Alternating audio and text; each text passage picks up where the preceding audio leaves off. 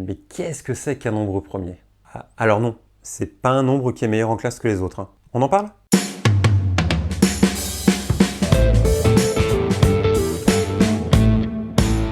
Un nombre premier, on va commencer par la définition, c'est un nombre qui n'est divisible que par deux valeurs, 1 et lui-même. Et il existe toute une liste de nombres premiers. D'ailleurs, un nombre, il est toujours premier ou il n'est jamais premier. Il n'est pas tantôt premier ou tantôt pas premier.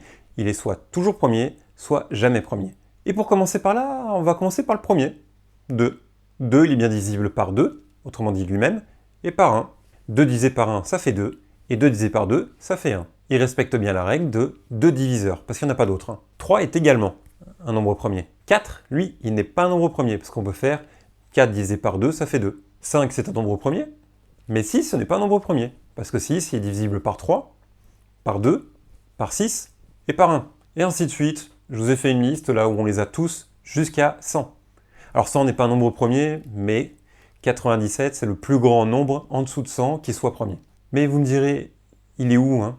1, il est divisible par 1, et il est divisible par lui-même. Sauf que lui-même, c'est 1, donc ça ne fait qu'un diviseur, 1 n'est pas considéré comme un nombre premier. Puis c'est même pas la peine de parler de 0, hein. Puisqu'on ne peut pas diviser par 0, on n'est pas prêt de diviser 0 par 0. 0 ne se fera pas premier non plus. Mais alors vous me direz, quel est l'intérêt des nombres premiers? Eh bien l'intérêt des nombres premiers, c'est de décomposer les nombres qui ne sont pas premiers, ou plus précisément de décomposer en produits dont tous les facteurs sont des nombres premiers. Et cette décomposition, elle est unique.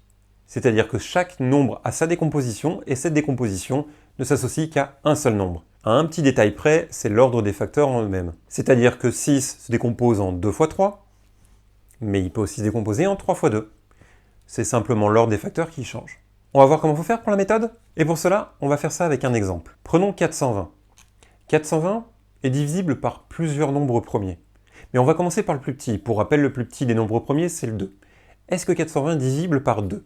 Oui, parce qu'il finit par 0, 2, 4, 6 ou 8. Là, en l'occurrence, c'est 0. Donc, il est divisible par 2. Donc, de l'autre côté de la barre, je vais mettre un 2. Et 420 divisé par 2, ça nous fait 210. 210 est-il lui-même divisible par 2?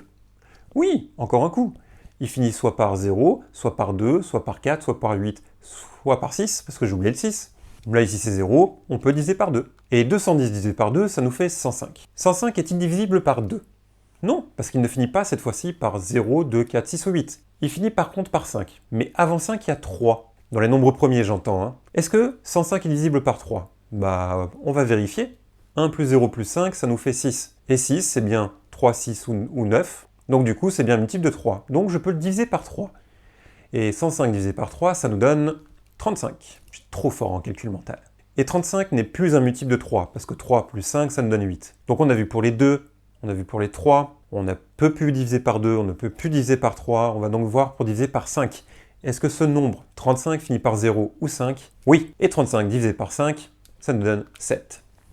Et 7, c'est un nombre premier. On l'a vu dans la liste, 2, 3, 5, 7. Après 7, on a 11, 13 et ainsi de suite. Donc 7 étant un nombre premier, il n'est divisible que par lui-même ou par 1.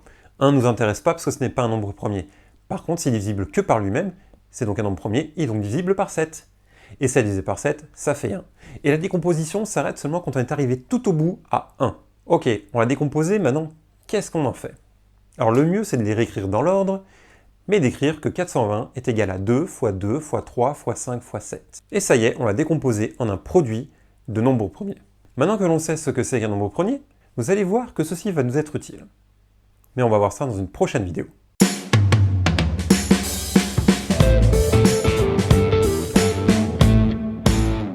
« 2 divisé par 1, ça fait 1, et 2 divisé par 2. Et ça y est, on l'a décomposé. Donc comme le dit la définition, tout nombre non premier peut se décomposer en un produit de nombres premiers. J'ai dit progneux. Je voulais pas dire progneux.